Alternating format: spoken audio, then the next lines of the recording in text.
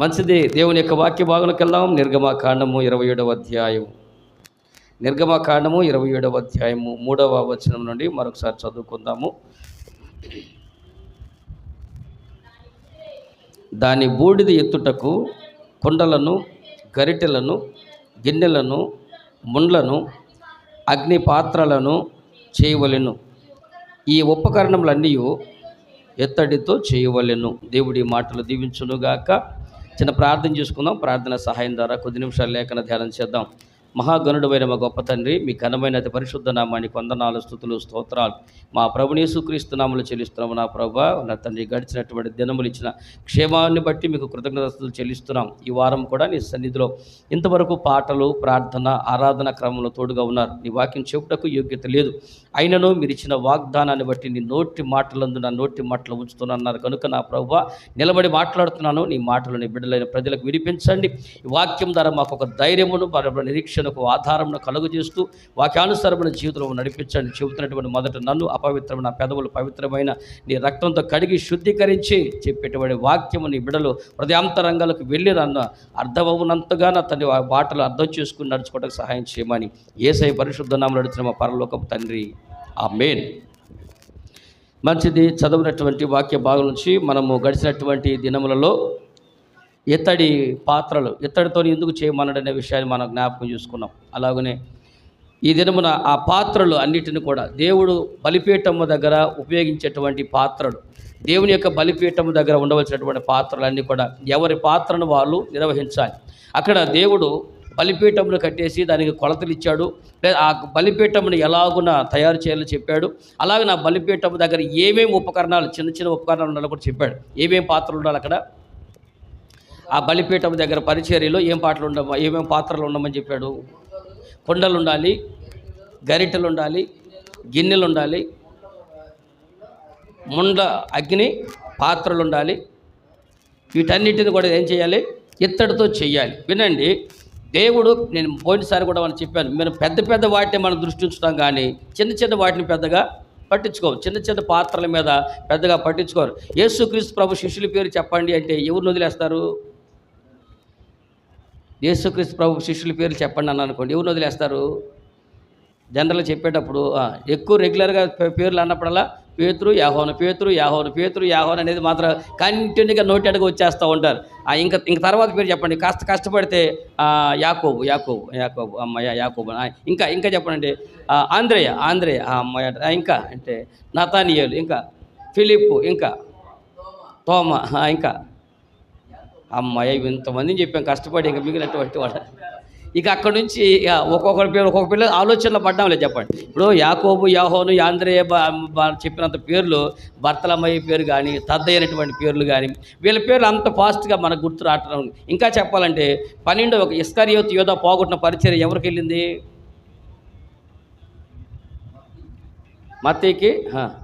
మత్తయి అనేటువంటి మత్తయితో అనేటువంటి ఇంకొక వ్యక్తి ఆయన చీట్లు వేసి ఆ రోజున ఎవరి పేర్ల చీట్లు వచ్చిందో వాళ్ళకి చీట్లు ఇవ్వమని ఇచ్చారు. అసలు ఆ పేరు ఎవరైనా తలిచారా? మళ్ళీ తర్వాత దేవుడు రాసి పెట్టాడు. పరిశుద్ధ గ్రంథంలో రాశాడంటేనే దేవుడు ఎంతోమంది వేల సంవత్సరాల చరిత్రటువంటి పరిశుద్ధ గ్రంథంలో వాళ్ళ పేర్లు కూడా రాసి పెట్టారంటే మనమేమో వాళ్ళు పెద్దగా పట్టించుకోవట్లేదు. కానీ దేవుడు ఒక చిన్న పాత్రను కూడా పట్టించుకుంటాడు. ప్రతి పాత్ర దేవుడు దృష్టీకరిస్తారు. మనమైతే ఏం చేస్తామంటే ఇంట్లో ఇంపార్టెంట్ అనేటువంటి వాళ్ళకే గౌరవిస్తాం, ఇంపార్టెంట్ వాడికి లెక్క చేస్తాం. ఇంకా చెప్పాలంటే సంపాదించేవాడికి విలువ ఉంటుంది, సంపాదించిన వాడికి చెప్పండి, డబ్బులు సంపాదించిన వాడికి ఇచ్చినంత విలువ డబ్బులు సంపాదించిన వాడికి ఇవ్వం. పెన్షన్ కనుక అమ్మకు పెన్షన్ వచ్చిందంటే అమ్మని నెత్తి మీద పెట్టి చూస్తాం. పెన్షన్ దాని అమ్మ అంటే అర్థమైంది మీకు? పెన్షన్ తెచ్చే ముసలోళ్ళు అంటే అసలు ఇదిగో నువ్వు కింద కూర్చోడమండి, కూర్చో, పైన కూర్చో, నిలబడి ఏంటి అంటే, అరే నువ్వు పక్కేసుకో, అమ్మో నువ్వు పక్కేసుకుంటావు, నేను లేదనుకుంటావా అనుకుంటే ఎత్తుకొచ్చి వచ్చేస్తాను. అసలు ధనం వచ్చేటువంటి ముసలోళ్ళు కనుక, అందుకే నేను అనుకుంటాను దేవుడు పెన్షన్లు ముసలోళ్ళు కనుక ఇచ్చేది. వాళ్ళందరూ ముసలోళ్ళందరూ కూడా రూపాయి దాచి ఆస్తిపరులు ఎందుకు అవుతుందో తెలుసా? ఆ తర్వాత వాళ్ళ చూపించుకుంటే వాళ్ళ దగ్గర డబ్బులు ఉండాలనుకుని ఈ లోకానికి అర్థం చేసుకుని వాళ్ళు డబ్బులు సంపాదిస్తారు. అంత గౌరవ మర్యాదలు ఇస్తారు. అది లోకంలో ఇటు ధనవంతులకు ఎక్కువ గౌరవిస్తారు అనుకుంటే చివరికి అది కాస్త ఏడకొచ్చింది తెలుసా? క్రైస్తవ లోకంలో కూడా వచ్చింది. సంఘాల్లో కూడా ధనం ఉన్నటువంటి వాడికే విలువ ఇవ్వటాలు, సంపాదించిన వాడికి విలువ ఇవ్వటాలు, దేవుడి సంఘంలో ఉన్నటువంటి ఎక్కువ ధనవంతులకి ఒక స్థాయి, దేవుడి తక్కువ ధనవంతులు ఒక స్థాయి, అసలు పేదవాళ్ళకి అసలు ఆ పేదవాళ్ళ పేర్లే చెప్పడం కూడా ఉండదు. కానీ దేవుడైతే దేవుని యొక్క సన్నిధిలో వాడబడిన ప్రతి పాత్రని రాసిపెట్టే దేవుడి స్తోత్రం కలుగునుగాక. ప్రత్యక్ష గుడారములో కనుక మనం చూస్తూ ఉంటే ఆయన బలిపీఠము, ఎందుకంటే ప్రత్యక్ష గుడారం అంతా కూడా కేంద్రీకృతం అయింది బలిపీఠం మీద. స్టార్టింగ్ ఏమన్నా బలిపీఠం మీదే స్టార్టింగ్ ఉంటుంది. అందరి దృష్టి బలిపీఠం మీద ఉండ దేవుడు ఆ బలిపీఠం దగ్గర మొత్తం బలిపీఠం అని రాసి వదిలేలా.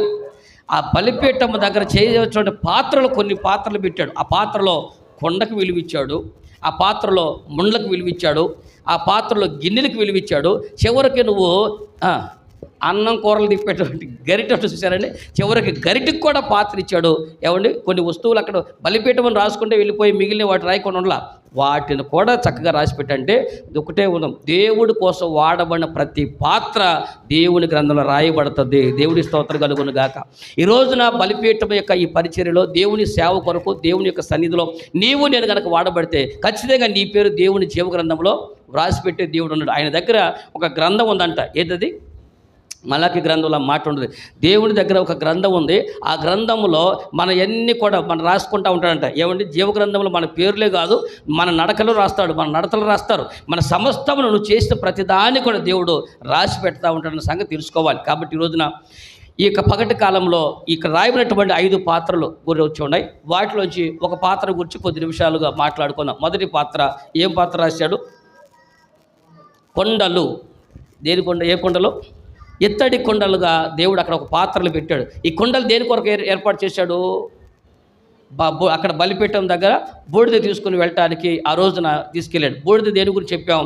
కంప్లీట్ దేవుడు మన కొరకు చేసేటువంటి సంపూర్ణమైనటువంటి పరిచర్య, అనగా ఆయన పూర్తిగా నీ కొరకు దహనం అయిపోయాడు, సంపూర్తిగా నీ కొరకు పరిచర్య ముగించబడిందని చెప్పడానికి బూడిద సూచికగా ఉంటే, ఆ బూడిదని తీసుకుని పోయి బయట వేయటానికి, అలాగే బూడిద చేసేటువంటి మోసేటువంటి పరిచర్యగా పాత్రగా ఉందన్నారు. అలాగే ఈ రోజున ఈ కొండల గురించి పరిశుద్ధ గ్రంథంలో చాలా సందర్భాలు రాయబట్టా ఉన్నాయి. ఈరోజు అవకాశం ఉంటే 3 లేక 4 కొండలు చేసే పరిచర్యలు. ఈ రోజున నీవు కూడా దేవుని సన్నిధిలో కొన్ని కొండలు చూపిస్తాను. ఈ బలిపీఠం దగ్గర నీకు ఎలాంటి కొండగా పరిచర్యగా వాడబడుతున్నావో, ఏ కొండ లాంటి పరిస్థితుల్లో వాడబడుతున్నావో పరిశుద్ధ గ్రంథంలోంచి మొదటి సన్నివేశాన్ని మీకు గుర్తు చేస్తాను. చూడండి మీరు ఒకసారి మొదటి రాజుల గ్రంథం, క్షమించండి, 2వ రాజుల గ్రంథం 4వ అధ్యాయం. రాజుల 2వ గ్రంథము 4వ అధ్యాయం 2వ వచ్చి మీరు చూస్తే అక్కడ ఒక కొండను గుర్చినటువంటి పరిచర్య ఒకటి కనపడుతూ ఉంటుంది. ఎలీషా, నా వలన నీకు ఏమి కావాలేనో, నీ ఇంటిలో ఏమి ఉన్నదో అది నాకు తెలియజెప్పమనెను. అందుకామె, నీ దాస్తురాలనైన నా ఇంటిలో నూనె కొండ ఒకటి ఉన్నది. రైట్, మీ తలలో పైకి ఎత్తుకొనుడి, వినండి. ఇక్కడ చాలామంది ఏమండి, దేవుని యొక్క వాక్యం నుంచి నేను మీకు ఒక మాటను గుర్తు చేయాలని ఇష్టపడుతున్నాను. అదేంటంటే, దేవుని యందు విశ్వాసం ఉంచినటువంటి వారిని దేవుడు తలగా ఉంచుతాడే కానీ తోకగా ఉంచడు. నువ్వు అప్పిచ్చువాడిగా ఉంటావు కానీ, చెప్పాలి, అప్పిచ్చువాడిగా ఉంటావు కానీ అప్పు తీసుకునేవాడిగా. వాక్యం చెప్పడానికి బాగానే ఉంది కదా, అప్పు తీసుకుని పాస్టర్ గారు ఒకటి చెప్పండి. అర్థమైందా? విశ్వాసులు కానీ పాస్టర్లు కానీ అప్పు తీసుకునే పాస్టర్ గారు, ఇంకెవరు కొంతమంది ఒక అడుగు ముందుగా పాస్టర్ గారు వడ్డీ వ్యాపారాలు కూడా చేస్తున్నారు. విశ్వాసులకే వడ్డీలకి ఇచ్చి ఆ విశ్వాసుల దగ్గర వడ్డీలు తీసుకునేటువంటి దరిద్ర స్వభావాన్ని అలవాటు చేసుకుని తెచ్చాం. ఏమండి? కొంతమంది ఇలాంటి దరిద్ర పరిస్థితులు బతుకుతూ ఉన్నారు. అప్పు తీసుకొని అప్పులేటువంటి పాస్టర్ గారు ఎవరు ఉన్నారు? మరి ఈ వాక్యంలో దేవుడు ఏం చెప్పాడు? ఏమండి, మీరు అప్పు కనుక ఇచ్చేవారుగా ఉంటారు, అప్పుగా అయినటువంటి వాళ్ళు. ఈ వాక్యం ప్రజలందరూ చెబుతా వాళ్ళు ఏమనుకుంటారు? ఓహో, మన అప్పులు పోలాయి ఇలా బతుకుతున్నామంటే ఎంతసేపు మనం అప్పు తీసుకునే వాళ్ళు ఉంటాం కానీ అప్పు ఇచ్చేవాళ్ళుగా లేము. కాబట్టి దేవుడు మనపై కనుదృష్టి లేదనుకుంటాం. ఏదో లోపం ఉందనుకుంటారా? అంటే ధనం బాగా ఉంటేనే వాళ్ళ దగ్గర ఏ లోపం లేదని, ఏదైనా పేదోళ్ళు అయితే వాళ్ళ దగ్గర లోపాలు ఉండేనే అలా అనుకుంటే దేవుడు అంటే లెక్క చేయనటువంటి, మనం అన్నమే దేవుడే లేడు, దేవుడు అంటే లెక్క చేయనటువంటి వాళ్ళే లక్షలతో తొలతూగుతూ ఉన్నారు. దేవుడో దేవుడో దేవుడు అని బతికిన కాని పుట్టిన కానించి ఉన్న వాళ్ళే అప్పులు పాలు అయ్యి ఉండరు. మరి ఇప్పుడు దేవుడు ఎవరిని తలగా చేశాడు చెప్పండి మీరు? దేవుడే లేడటువంటి వాళ్ళేమో ధనవంతులు అయ్యారు. దేవుడు ఉన్నాడని చెప్పి నమ్మి తన కొరకు సమస్తమును త్యాగం చేసినటువంటి వాళ్ళేమో అప్పులు పాలై కష్టాలు ఉన్నారు. అంటే మరి ఈ వాక్యం నెరవేర్చేది ఎవరికి? మరి దేవుడు బైబిలైనటువంటి వాళ్ళు, దేవుడు అనేటువంటి వాళ్ళు ఎలాగో లక్షాధికారులు అయ్యారు. కాబట్టి ప్రతి వాక్యమును ఎక్కడ ఎలాగో అప్లై చేయాలో అర్థం చేసుకోకుండా ఏది వస్తే అది నోటికి పట్టిన మాటలు మనమైతే మాట్లాడకూడదు. సరేండి, వేరే వాడు మాట్లాడుకుంటే వాళ్ళ ఇష్టం, మనకైతే. కానీ మీకు చెప్తాను, బాగా వినండి. ఇప్పుడు ఇక్కడ జరిగినటువంటి సందర్భంలో ఒక పాస్టర్ గారు అప్పులు పాలు అయ్యాడంట. ఎవరు? ఒక పాస్టర్ గారు ఎక్కడ పరిశుద్ధ బైబిల్ గ్రంథంలో ఒక పాస్టర్ గారు అప్పులు పాలయ్యాడు. పోనీ ఎలీషా గారి దగ్గర అసిస్టెంట్గా పాస్టర్గా చేశాడు. ఎలీషా గారే మెయిన్ పాస్టర్ గారు, అసిస్టెంట్ పాస్టర్ గారు. ఎందుకంటే చాలామంది పెద్ద పాస్టర్ గారు వాళ్ళ బాధలు వాళ్ళ బట్టం తప్ప వాళ్ళ కింద చేసే పాస్టర్ గారు తింటున్నాడా తింటలేదా ఉందా లేదా చూసుకోకున్నటువంటి పరిస్థితులు ఉంటా ఉన్నాయి. ఏమండి సరే, ఇక్కడ ఈ పాస్టర్ గారు కొంతమంది ఒక ఆయన ఉన్నాడు, ఆయన చనిపోయాడు. చనిపోయిన తర్వాత వాళ్ళ ఆవిడ గారు వచ్చారు, ఎలీషా పాస్టర్ గారు మా ఆయన పలానండి మీ దగ్గర పని చేశాడు, సేవ చేశాడు చానాళ్ళు. అంటే అవునమ్మా, ఓహో పలానాయన భలే మంచి పరిస్థితి చేశాడమ్మా, ఏందమ్మా అంటే చనిపోయాడు కదా. చనిపోయాడమ్మా, నాకు బాధగా ఉందంటే చనిపోయాడయ్యా, దానికి ఇటు ఒక బాధపడుతున్నాం, కానీ పోతూ అప్పులు చేసిపోయాడు. చేశాడు అప్పులు చేసిపోయాడు. ఆ అప్పులో లేవో ఆ ఎత్తుకొచ్చి నా పిల్లల్ని తీసుకెళ్ళి వాళ్ళ దగ్గర పెట్టుకుని మీ ఆయన అప్పు తీరిస్తే తప్ప ఈ పిల్లల్ని వదిలిపెట్టమంటున్నారు. ఇప్పుడు నా పరిస్థితి బాగోలేదు, ఇంత దేవుడి కొరకు బతికిన మేము ఇలా నలుగురిలో తలదించుకుని బతుకుతున్నాం, మా పరిస్థితి ఏంటంటే అప్పుడు ఎలీషా పాస్టర్ గారు మీరు చూడండి, దేవుడు సేవ చేసిన వ్యక్తి కూడా అక్కడ ఏమయ్యాడు, అప్పుల్లో నుండే వెళ్ళిపోయాడు. కాబట్టి ఆ వ్యక్తి విషయంలో ఎలీషా మీ ఆయన పాపిష్టి పని చేసి అప్పులు అయ్యాడని అన్నాడండి? అలా అనలేదు. అలా జరిగిందమ్మా, పర్లేదు, దేవుడు మీకు తోడుగా ఉంటాడు, సహాయం చేస్తాడు. ఒక పని చేయి, ఇప్పుడు నాకు సహాయం నేను నీకు ఏదైనా చెయ్యాలని నేను అనుకుంటున్నానంటే నీ దగ్గర ఏముందో చెప్పు అని అన్నాడండి. ఏమన్నాడు? నీ దగ్గర ఏముందో చెప్పు అని అంటే ఆమె ఏం చెప్పింది? ఇప్పుడు ఆ ఇంట్లో ఏమి ఉండవండి, ఇంకా చెప్పండి, ఆ ఇంట్లో నీ దగ్గర ఏమి ఉండి అన్నారు. ఆ ఇంట్లో ఏముంది?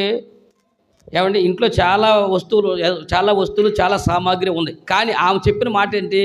మా ఇంట్లో ఒక నూనె కొండ ఉందండి అని చెప్పిందండి. అంటే ఏం చెప్పింది ఆమె? ఆ ఉద్దేశం ఏంటి చెప్పండి? మా ఇంట్లో నూనె కొండ ఒకటే ఉంది అని అంది. అంటే ఏం అర్థం? అంటే ఆమె మైండ్లో ఆల్రెడీ ఇప్పుడు దాకా దేంతో బతికుండాలి ఆవిడ? ఆ నూనెతోనే కాస్త బతికింది. ఇక చివరాకులు అన్నీ అయిపోయినాయి, సరుకులన్నీ అయిపోయినాయి, ఖర్చులు అయిపోయినాయి. ఏం మిగిలిపోయింది? ఒక నూనె కొండ మాత్రం ఉంది. ఆ నూనె కొండలో కూడా కొంచెం నూనె ఉంది. ఇప్పుడు మీరు ఒక మాట చెప్తాను, వినండి. ఈ కొండ దేవుని యొక్క సేవలో ఎలాగో అభివృద్ధి చేసుకొస్తుందంటే, ఒక నూనెతో ఉన్నటువంటి కొండ కొంచెం నూనె ఉందండి. దేవుడి యొక్క వాక్యంలో నుంచి కొత్త నిబంధనలు కానీ పాత నిబంధనలు కానీ కొన్ని విషయాలు మీకు గుర్తు చేయడం ఇష్టపడుతున్నాను. దేవుడు తన పాత్రగా వాడుకోవాలంటే నీ దగ్గర ఏదైతే ఉందో దాన్ని ఆయుధంగా వాడతాడు. అర్థమైంది మీకు? దేవుడు మీ దగ్గర ఏదైతే ఉందో దాన్ని ఆయుధంగానే వాడతాడు తప్ప. ఇంకో విషయం గుర్తు చేస్తాను. మోషేని అడిగాడు సేవకు వెళ్ళమని అడిగినప్పుడు నిర్గమాకాండ 4వ అధ్యాయంలో నీ దగ్గర ఏముందో మోషే అని అన్నాడు. నీ చేతిలో ఏముందని అన్నాడు. ఏమన్నాడు? కర్ర ఉంది ప్రభు అని అన్నాడు. ఆ కర్ర కింద పడేయమన్నాడు. కర్ర కింద పడేసాడు. మళ్ళీ చేతితో పట్టుకున్నాడు. ఇప్పుడు ఆ కర్ర తీసుకుని సేవ చేయమన్నాడు. అర్థం మీకు? అదే కర్ర తీసుకుని వెళ్ళి ఎర్ర సముద్రాన్ని చీల్చుకుంటూ వచ్చాడు. అదే కర్రను కొట్టి బండతో నీళ్ళు ఇచ్చాడు. అదే కర్రను కొట్టి అదే కర్రతో నైలు నది నీళ్ళను, అదే కర్రను ఫరో దగ్గర ఇలాగ అనేక అద్భుతాలు సూచక్రియలు మోషే చేతి కొరదారనే దేవుడు చేసుకుంటూ వచ్చాడు. చెప్పండి, దేవుడు మోషేకి నీ దగ్గర ఏముందో చెప్పు, దాన్నే దేవుడు సేవలోకి వాడాడు. కాబట్టి మీరు మీ దగ్గర ఏ టాలెంట్ ఉంటే చాలు. అంతెందుకు యేసుక్రీస్తు ప్రభువారు ఒకసారి కొత్త నిబంధన గ్రంథంలో మీ అందరూ వారు కొత్త నిబంధన గ్రంథంలో ఒకసారి శిష్యుల దగ్గరకు వచ్చారండి. వాళ్ళు శిష్యులుగా పిలిచేటప్పుడు వాళ్ళు ఏం చేస్తున్నారు? కొత్తగా శిష్యులు పిలుద్దామని వచ్చేసరికి ఆ శిష్యులందరూ ఏం చేస్తున్నారు? వాళ్ళు పేతురు, యోహాను వీళ్ళందరూ చేపలు పట్టుకుంటూ ఉన్నారు. అప్పుడు యేసు ప్రభు ఏమన్నాడు? మిమ్మల్ని మనుషులను పట్టే జాలరులుగా చెప్పండి. అంటే ఇప్పుడు ఏం చేశాడు? వాళ్ళకి ఏదైతే టాలెంట్ ఉందో చెప్పండి, వాళ్ళకి ఏ టాలెంట్ అయితే ఉందో దాన్ని సేవలోకి ఎలాగ వాడచ్చో దాన్ని వాడుకున్నాడు. వాళ్ళకి ఏ టాలెంట్ ఉంది? వాళ్ళు చేపలు పట్టే టాలెంట్ ఉంది. కాబట్టి దేవుడు వాళ్ళకి ఏది తెలుసో ఆ విద్యనే వాడుకుని వాళ్ళ సేవలో వాడుకున్నాడు. చెప్పండి, చేతికర్రతో తెలిసినటువంటి మోషేనేమో అదే చేతికర్రతో సేవ చేయించాడు.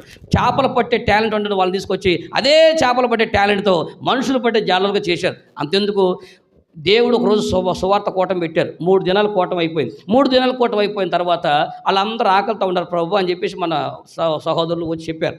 అప్పుడు శిష్యులు చెప్తే మీ దగ్గర ఏముంది అని అడిగాడు. గుర్తుందా మీకు? మత్తయి 14వ అధ్యాయంలో చదవద్దులేండి, మనందరూ గుర్తున్నదే కదా. మీ దగ్గర ఏముంది అని అన్నాడు. ఏమన్నాడు? ఎందుకండి ఏముంది అంటావు? ఆకాశం నుంచి మనల్ని గురిపించవచ్చు కదా. అర్థమైంది మీకు? మీ దగ్గర ఏముంది అని అనగానే ఓ సంటి పుట్టాడు, మా దగ్గర ఇదిగో ఇది ఉంది అని ఇచ్చాడు. ఏందని చూస్తే 5 రొట్టెలు 2 చేపలు, అది చాలు. ఆ ఉన్న దాంతోనే వేల మంది ఆకలికి తీర్చాడు. దేవుడికి మహిమ కలుగునుగాక. ఇప్పుడు మీరు అర్థం చేసుకోండి, దేవుని యొక్క సేవలో వాడబడాలంటే నాకు ఏమీ చేత కాదు, నా దగ్గర ఏమీ లేదు అనకండి. అదగల నీ దగ్గర ఏది ఉందో అది చాలు. మోషేని కూడా అడిగాడు. మోషే నువ్వు సేవకి వెళ్ళవయ్యా అని అన్నాడు. ఏమన్నాడు? నాకు మాటలు రావు అన్నాడు. నేను చెప్పానా నీకు? చెప్పండి, మోషేకి మాటలు రావు. ఏమని నత్తి మాట్లాడతాడా? నాకు మాటలు నేర్పరని కాదు, నాకు టాలెంట్ లేదు అన్నాడు. మీరు చెప్పండి, మాటలు నేర్పరు కాదా? మాటలు నేర్పరు కాదా అంటున్నా. ఏమిటి అక్కడ ఏం రాసి ఉంది?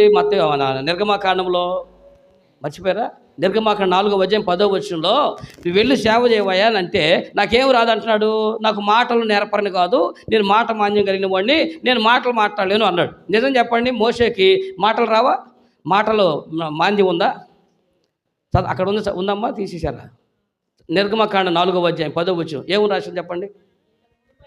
ఎంతగా మునుపైన నీవు నీ దాసులతో మాట్లాడినప్పటి నుంచి అయినా నేను మాట నేర్పరని కాదు, నేను నోటి మాంద్యము నాలుక మాంద్యము కలవాడిది అని యెహోవాతో చెప్పగా, యెహోవా మానవునికి నోరిచ్చిన వారు ఎవరు?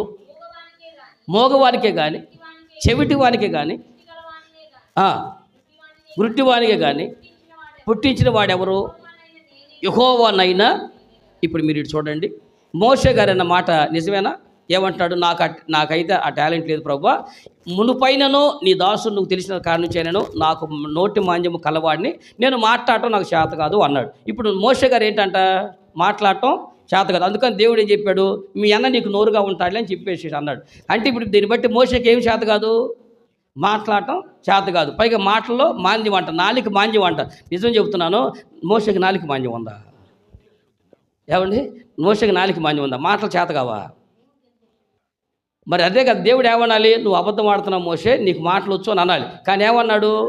ఏమండి, యాక్సెప్ట్ చేస్తూ ఉన్నాడు. వినండి, నిజానికి ఇక్కడ చెప్పిన మాట ప్రకారం మోషేని చూస్తే ఎవరైనా ఇప్పుడు అదే స్టేట్మెంట్ అందరికి అదే చెప్తేస్తారు, మోషేకి మాటలు రావు, మోషే నత్తోడు అంటా ఉంటాడు అని చెప్పేసి అన్నాడు. మోషే అమ్మి అంటాడా? మోషేకి మాటలు రావా? మోషే శాత కదా? ఏమండి, అసలు మోషేని గురించి స్టేట్మెంట్ మీరు ఇది చదివారు కదా, అదే సన్నివేశం ఒకసారి చూపిస్తారు. మీరు చూడండి ఒకసారి, అపోస్తుల కార్యముల గ్రంథము 7వ అధ్యాయం 22వ వచనం మీరు చదవండి. ఈ 2 వచనాలు కలిపి చూడండి. మోషే టాలెంట్ ఉన్నవాడో మాటలు నేర్పరో కాదో మీరు చెప్పండి.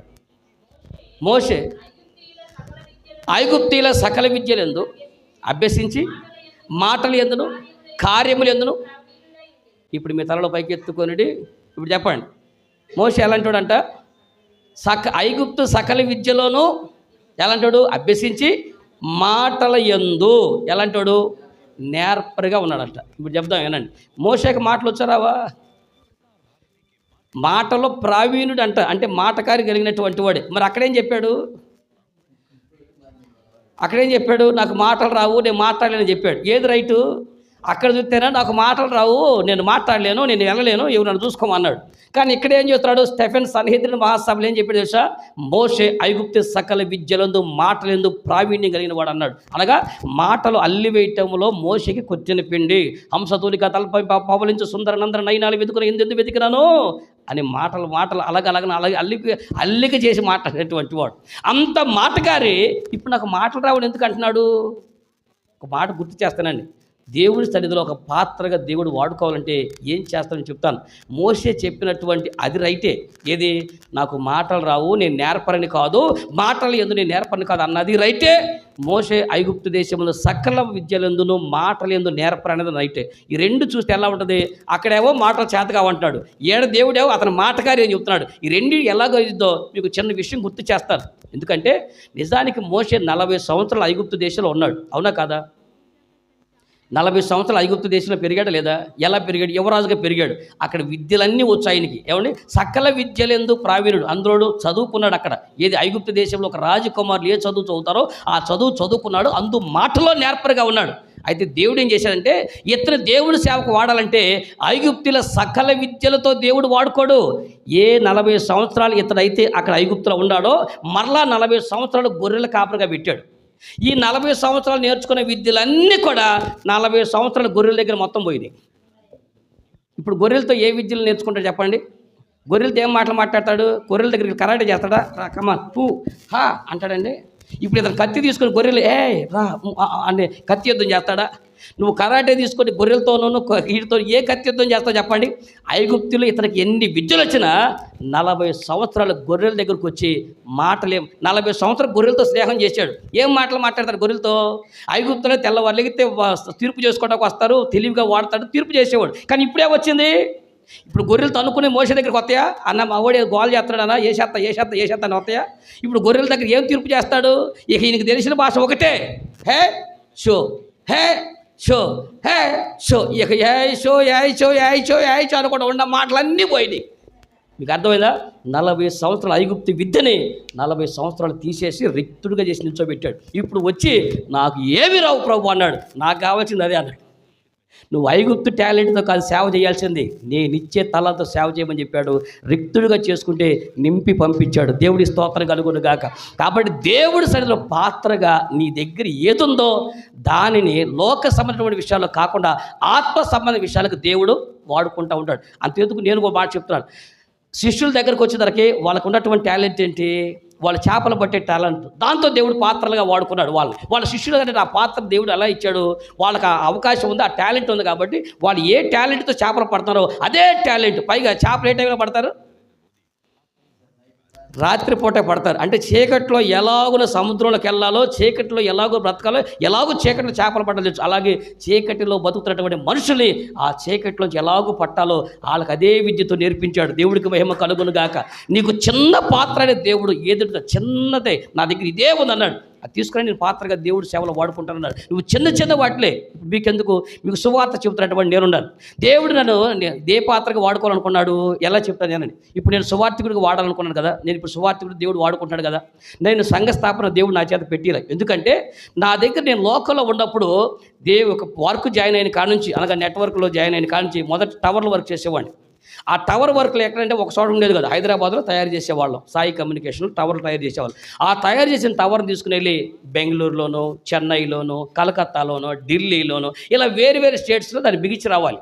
కాబట్టి నా జీవితం అంతా ఎలా జరిగిపోతుంది తెలుసా? టవర్ తయారు చేయటం, వేరే స్టేట్కి పోవటం, టవర్ తయారు చేసుకోవడం, వేరే స్టేట్కి వెళ్ళటం. ఇక అక్కడి నుంచి ఆ టవర్లు బిగించిన కాడ నుంచి ఆ తర్వాత నెట్వర్క్లోకి వచ్చాం. యాంటెనాలు పెట్టడం. ఆ యాంటెనా కూడా ఒక చోట ఉండదు. ఎంతసేపుడు ఊర్లు తిరిగాడు.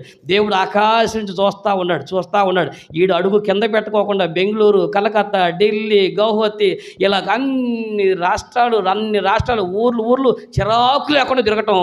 దేవుడు ఆకాశం చూసి తన సేవలో అన్ని తిప్పి అలా తిరిగి ఆ సేవను ఎలాగూ తిప్పి దేవుడు సువార్త సేవ అప్పగించేశాడు. ఇప్పుడు అక్కడట్ట తిరిగాడు. ఇప్పుడు అదే పరిస్థితి ఇప్పుడు అయిపోయింది. ఇప్పుడు దేవుడి సువార్త సంఘ కాపరి అయితే ఒక సంఘం ఉంటుంది. ఇంటికాడ నుంచి ఆదివారం వస్తాడు, కోటం పెట్టుకుంటాడు, హాయిగా పడుకుంటాడు వెళ్ళి. కానీ ఇప్పుడు నేను ఎలాగుంటుంది? నేను ఒకరోజు కోటం పెట్టుకుని వెళ్ళి కూర్చోవడం లేదుగా. కాదుగా. ఇప్పుడు లోకంలో ఎలాగో తిరిగానో ఇప్పుడు అలాగే దేవుని సేవలో నాకు తిరిగే టాలెంట్ ఉంది. కాబట్టి అదే తిరగరా, నువ్వు అట్టగే నీ టాలెంట్ నీకే ఉంచుతాను అని ఆ తిరుగుడు ఎత్తుకొచ్చి లోకం నుంచి సేవలు పెట్టి సువార్తలు తిప్పుతున్నాడు. దేవుడి స్తోత్రం కలుగును గాక. మీకు అర్థమైందా? అప్పుడు నాకు చిరాకు లేదు, ఇప్పుడు చిరాకు రాదు. అర్థమైందా? నేను కూడా వాళ్ళకి ఒక మాట చెప్తూ ఉంటాను. ఒకవేళ ఇలా రోజు ఎలా తిరుగుతున్నావు అని చెప్పి నన్ను అడుగుతూ ఉంటే అన్నాను, ఒకవేళ నేను రైలు డ్రైవర్ని అయ్యాను అనుకోండి, చెప్పండి, రైల్వే డ్రైవర్ అయ్యామనుకోండి, ఏం చేస్తాం? ఒకరోజు తిప్పేసి ఆగేస్తామా? రోజు డ్రైవింగ్ అంటే రోజుకి అదే పని ట్రైన్ వేసుకుని ఢిల్లీ నుంచి షిమ్లా, కలకత్తా ఇవన్నీ తిరుగుతూ ఉంటారు. కాశ్మీర్ అయినా, లేదా ఢిల్లీ అయినా, లేదా కన్యాకుమారికి అయినా మొత్తం ఒక ట్రైన్లో తిరుగుతూ ఉండాల్సిందే. ఇప్పుడు నేను తిరగలేను బాబోయ్, నా వల్ల కాదు నాయన అంటాను డ్రైవర్ అన్నా. కాబట్టి గవర్నమెంట్ జాబ్ అయితే తిరుగుతారా? అదే దేవుడి కోసం 4 రోజులు తిరగమంటే అమ్మ ఉష్ అయ్యి అంటే చెప్తారా? అసలు ఇంకో మాట కూడా చెప్తున్నా, నాకు చేత కాదు అని నువ్వు అంటావో నువ్వెందుకు పనికి రాకుండా పోతావు. ఇక్కడే మీకు వాక్యం చూపిస్తానండి. కొండ అనే ఒక పాత్రను తీసుకొచ్చింది. నా దగ్గర కొంచెం ఉంది ప్రభువా అని చెప్పేసి ఒక కొండలో నూనెను తీసుకొచ్చింది. ఈ కొండ ఏమండి, కష్టాల్లో ఉన్నటువంటి పోషించిన కొండ. ఎలాంటి కొండ? దేవుని సన్నిధిలో ఇక కొంచెం ఒక నూనె తీసుకొచ్చింది. ఇదిగో నా దగ్గర కొద్దిగానే ఉందని ఆ కొద్దిగా ఏదైతే ఆమె తీసుకొచ్చిందో అప్పుడు దేవుడు ఎలీషా పాస్టర్ గారు ఆ కొండని తీసుకురాని అమ్మన్నాడు. తీసుకొచ్చాడు. కొంచెం నూనె ఉందయ్యా అన్నాడు. నీ దగ్గర కానీ నీ చుట్టుపక్కల కానీ నువ్వు ఎవరెవరికైతే నువ్వు అప్పులు తీసుకున్నావో వాళ్ళందరినీ ఇప్పుడు దాకా ఏం చేస్తావు అంటే వాళ్ళ దగ్గర ఏమేమైతే అన్నీ తెచ్చుకో. నీ ఊర్లో పోగేసుకొస్తావో, పక్క ఊర్లో పోగేసుకొస్తావో, పక్కింటో పోగేసుకొస్తావో, ఏ పాత్రలు తెస్తావు మొత్తం పాత్రలు తీసుకురాన్నారు. అన్నీ పోగేసుకొచ్చిందండి. ఎవరు కూడా అబ్జెక్షన్ చేయలే. వినండి, ఊర్లో ఆమె తెలిసినటువంటి ఇళ్ళ పక్కన వాళ్ళ ఈ మొత్తం తీసుకుని వచ్చింది. ఈమె పాత్రతో ఊర్లో ఉన్న అన్ని పాత్రలు నింపగలిగింది. దేవుడి స్తోత్రం కలుగును గాక. మీకు అర్థమైంది ఇప్పుడు ఈమె చేసిన పని ఏంటో. ఏవే అప్పుల్లో ఉన్నటువంటి ఈమె నా దగ్గర కొద్దిగా ఉందయ్యా నా కొండలో అంది. ఆ కొద్ది కొండలు తీసుకురమ్మా అని అన్నాడు. ఆ కొద్ది కొండలతోనే ఊరుల పాత్రలు కూడా వాడేసింది ఆవిడ. దేవుడి స్తోత్రం కలుగును గాక. ఈ రోజున ఈ కొండ చేసిన పని ఏంటి తెలుసండి? తను నింపబట్టమే కాదు, తన ఊర్లో వాళ్ళ పాత్రలు ఎప్పుడైతే ఆమె ఇంకా మాట ఉంది, ఆమె ఏమని చెప్పిందా, ఇదిగో అన్ని పాస్టర్ గారి దగ్గర కొండలన్నీ తీసుకొచ్చింది. ఆమె ఎత్తుకొచ్చిన ప్రతి పాత్ర నింపబడుతుంది. దేవుని ఎద్దుకు నువ్వు ఎవరి పాత్రను తీసుకురా, దేవుడు నింపేస్తాడు. ఈ అలవాటు నీకుందా? దేవుడి ఎద్దుకు నీ పాత్ర తీసుకొచ్చావు, ఇంకా ఎవరైనా పాత్రగా వాడబడదామని ఎవరి పాత్రలు తీసుకొచ్చావా? అసలు మనకి ఇరుగు పొరుతో సంబంధం అన్నా, నాదేదో నేను తింటా, ఎవరితో పలక, ఎవరితో మాట్లాడ, నేను ఎవడికి పెట్టా, ఎవడు సొమ్ము నేను తిన్నా, ఇది గొప్పతనమా? ఏమండి, మన కొంతమంది నేను ఎవడు సొమ్ము తిన్నా, నేను ఎవడికి పెట్టా అంటాం అనేది గొప్పతనం కాదండి, అది గాడిద స్వభావం. ఎవరిది? గాడిద స్వభావం. నేను ఎక్కడికి బాను అంటే తా బతికేదో నేను బతుకుతున్నటువంటి సహవాసులు కలిసి తిరిగేటువంటిది గొర్రె స్వభావం. మన దేవుడు గాడిదలతో పోల్చలా, దేంతో పోల్చాడు? గొర్రెలతో పోల్చాడు. అనగా మనకి ఇరుగు పొరుగు వారితోనూ, ఎదుటి వాళ్ళతోనూ, సమాజంతోనూ సంబంధాలు కలిగి ఉండాలి. అది కూడా సత్సంబంధాలు కలిగి ఉండాలి. ఈ రోజున నీ పాత్ర ఈ ఒక్కదానికి వెళ్ళి ఊరందరి పాత్రలు తీసుకొచ్చి, వాళ్ళందరి పాత్రలు తీసుకొచ్చి ఆ పాత్రలన్నీ కూడా నింపబడింది. అప్పుడు ఇంకా నింపబడి ఎన్ని తెచ్చుకుంటాను అవి మొత్తం కూడా నింపాడు. ఒక మాట కూడా చెప్తాను, నువ్వు దేవుని సేవలో నిజంగా నువ్వు వాడబడాలని కోరుకుంటే, అసలు ఈ కోరుకుంటాక ముందు మీకు ఆ కోరుకుంటే కదా, నేను దేవుని యొక్క వాక్యంలో చెప్తున్నాను, దేవుడు మనల్ని ఎలాగో వాడుకుంటాడు. ఏమీ చేత కాదు, నేను ఎక్కడ ట్రైనింగ్లు కూడా అవ్వలేదు, నేను కనీసం ఏ ఇన్స్టిట్యూట్లో ఒక్కరోజు ట్రైనింగ్ అవ్వాల, ఏ ఒక్క పాస్టర్ గారి కింద ఒక్కరోజు కూడా విశ్వాసంగా బ్రతకల. దేవుడు సువార్త పరిచయం ప్రత్యక్షం వచ్చిన కాడ నుంచి ఆయన పిలిచి మేరకు సువార్త ప్రారంభించి హైదరాబాద్లో, అప్పటి నుంచి ఇప్పుడు ఒక డైరెక్ట్గా దేవుడు సువార్తకుడిగా అయ్యాను తప్ప, మీరు కాబట్టి ఇది యూట్యూబ్లో పెట్టినా సరే, ఎక్కడైనా సరే మీరు సాక్ష్యం అడగండి. నేను ఏ ఒక్క పాస్టర్ దగ్గర ఒక్క దినము కూడా కనీసం ఒక పర్యవేక్షణ లేకుండా విరిగానండి. దేవుడు మహాకృప, అలాంటి కృపతో ఈరోజు సువార్తను ప్రకటిస్తూ ఉన్నాం. అయితే ఒకటే, నేను బస్సులో కనుక మొదటి బస్సులో వెళ్తూ ఉండేవాడు కదండి, నేను రేపల దగ్గర నుంచి విజయవాడ బస్సులో వెళ్తూ ఉంటే ప్రతి ఊరు రాగానే అందరూ ఊర్లో ఏముందో మామూలు చూస్తూ ఉంటారు కదా, కిటికీలో పెట్టి నేనేం చేస్తున్నా తెలుసా, ఆ ఊర్లో చర్చి ఆడంతో చూసుకుంటూ వచ్చేవాడిని. రోడ్డు మీద రేపటి నుంచి బస్సు బయలుదేరి విజయవాడ వెళ్తూ ఉంటే అప్పుడు దాంట్లో చూసుకుంటూ వచ్చి, ఇదిగో ప్రభువా పేటేరు వచ్చింది, పేటేరులో చర్చి ఉంది, ఈ చర్చిలో వాక్యం చెప్పాలి ప్రభువా అనుకున్న ఆ లైన్లో ప్రార్థన చేసుకున్నాను. మళ్ళీ కొంచెం దూరం ఇద్దరు పల్లికోడ, ప్రభా ఈ పల్లికోడలో చర్చ ఉంది ప్రభా, ఇక్కడే వాక్యం చెప్పాలి. ఇలా విజయవాడ నుంచి రేపల్లి నుంచి విజయవాడ వచ్చే ఆ బస్సులో ప్రతి ఊరిలో నేను సువార్త చెప్పాలి ప్రభు అనుకున్నాను. అద్భుతమైన విషయం చెప్తానండి, రేపల్ నుంచి గుంటూరు, రేపల్ నుంచి విజయవాడ వెళ్ళే ప్రతి దారిలో ప్రతి ఊరిలో సువార్త సేవ చేశాను. దేవుడి స్తోత్రం కలుగును గాక. నేను ఏదైతే అడిగాను అవన్నీ కూడా దేవుడు అక్కడ సేవ చేసినట్టు ఇచ్చాడు. ఎందుకంటే అబ్రహాంకు ఒక వాగ్దానం చెప్పాడు. ఏమని? అబ్రహామా, ఇదిగో నీకు ఈ దేశంలో నువ్వు ఎంతవరకు తిరుగుతావో అంతవరకు నువ్వు తిరగగలిగినంతా నీ చేతికి అప్పగిచ్చేస్తాను. అనగా నువ్వు చేయవలసిన పని ఏంటంటే, అసలు నువ్వు అడిగితే ప్రభువా నన్ను ఒక పాత్రగా వాడుకో, నేను ఈ సన్నిధిలో వాడబడాలనుకుంటున్నాను అని ఉంటే, వాడబడాలని కోరుకుంటే నీకు ఉన్న కొంచెం టాలెంట్తోనైనా భూమిని తలకిందులు చేసే దేవుడి స్తోత్రం కలుగును గాక. ఈ రోజున ఈమె దగ్గరకి ఈ కొండలో పెద్ద ఉండలేదండి, కొండ చిన్నదే. ఈ కొండలో ఉన్న కొండే చిన్నది, ఆ కొండలో ఏముందో కొద్దిగానే ఉంది. ఇప్పుడు నీ కొండలో ఒకవేళ నీ కొద్ది పాత్రగా వాడతావా? అసలు దేవుడి సరిగ్గా నేను వాడబడాలని కోరిక నీకుంటే, ఇదిగో నా ప్రభా నీ కొద్దిగానే ఉన్నాను ప్రభా, కొంచెం ప్రార్థన నా దగ్గర ఉంది ప్రభా, నాకు పెద్దగా వాక్యం చెప్పలేను, నేను పెద్దగా వాక్యం చదవలేను, పాటలు పాడలేను, కానీ ప్రభా లిటిల్ బిట్ మేనేజ్ చేస్తా ప్రార్థనతో. ఎలాగనా? ప్రార్థనతో నేను లిటిల్ బిట్ మేనేజ్ చేస్తాను అన్నాను అనుకోండి, ఆ కొంచెం మేనేజ్ చేయి. ఏం చేస్తున్నావు? కొంచెం ప్రార్థన చేస్తాను ప్రభా అని అనుకో. అసలు కొంచెం ప్రార్థన చేయి. ఏ ప్రార్థన చేస్తావు? ఆ కొద్దిగా నీ దగ్గర ఏది ఉంది ఆ కొంచెమే, కొద్ది ప్రార్థనే. ఇక్కడ తైలం కూడా చాలా కొద్దిదే, కానీ గిన్నెలు పాత్రలు పొంగి ప్రవహించి ఆ ఊర్లో అనేక పాత్రలు ఏమైతే నింపబడ్డాయి. దేవుడికి మహిమ కలుగును గాక. ఏ అప్పులే తీరిపోవటమే కాదండి, ఇవి ఇతర వాళ్ళకి అప్పులు కూడా ఇచ్చేటువంటి స్థాయికి దిగొచ్చింది. ఎప్పుడు దిగొచ్చింది? ఒక సేవకుడి దగ్గరకు వచ్చి ఒక కొండను తీసుకుని వచ్చింది. సేవకుడి దగ్గర ఆ కొండ కూడా ఒత్తి కొండ కాదండి, కొంచెం పాత్రను తీసుకొచ్చి, ఆ పాత్ర ఇదిగో కొద్దిగా ఉందా ప్రభు నూనె అని చెప్తే, ఆ కొద్దిలోనే దేవుడు సమృద్ధినిచ్చేసి ఆమెను ఆశీర్వదించాడు. కానీ ఈ రోజున నీకు ఆ సిద్ధపట్టుందా? అసలు దేవుడు పాద సన్నిధానంలో ఈ బలిపీఠ పరిచర్లో నేనంటూ వాడబడాలనే కోరిక నీకుంటే, దేవుడు అద్భుతంగా నేను ఈ రోజున వాడుకోవడానికి సిద్ధంగా ఉన్నాడు. ఆ పాత్ర కొద్దిగా ఉన్నటువంటి పాత్ర ఎలా ఉంది? కొద్ది నూనెని సమృద్ధిగా ఇచ్చాడు, అనేక మంది పాత్రలు నింపగలిగాడు. కాబట్టి నీవు కూడా నీ ఊర్లో కానీ నీ ప్రాంతంలో కానీ ఉంటే, నాకు ఏమి చేత కాదు అని అనబాకండి, ఏదైనా చేతనివ్వండి. కొద్దిగా చేతనే సరే, నువ్వు తాడు లెక్కన చేత అయితే దాన్ని కూడా సేవకు వాడుకుంటాడు. ఎలాగునా? దావీదుకి ఏం చేతనవు? దావీదుకి చిన్నప్పుడు ఏం చేతనవు? వాళ్ళ అన్నలందరూ యుద్ధంలో ఉండారు, గుర్తుపెట్టుకోండి. ఎలాగో దేవుడు ఒక పాత్రగా వాడుకుంటారంటే, చిన్న కొండే. దావీదుకి పెద్దగా కత్తి విద్యలు ఏమి తెలియదు, ఎందుకంటే ఆ మాట మీకు రాసే ఉంటుంది. సమయంలో మొదటి 17వ అధ్యాయంలో అతని దగ్గర తీసుకుని వస్తాడు. ఎవరి దగ్గరికి? మన అయ్యగారు యుద్ధం జరుగుతూ ఉంటుంది కదండి. ఆ గొలియాతు యుద్ధం జరిగేటప్పుడు ఒక్కొక్కరు కత్తులు, బరాటాలు, చాకులు, బడిసెలు తెచ్చుకుని లైన్లో ఉంటాడు. సౌలు కూడా మొత్తం యుద్ధాయుధాలు ధరించుకున్నాడు, కవచం ధరించుకుంటాడు. కమాన్ నుంచున్నాడు. అన్ని కత్తులు ఆయుధాలు ఉండగానే సలిచారం వచ్చిన వాళ్ళగా నుంచున్నాడు అనుకుంటా.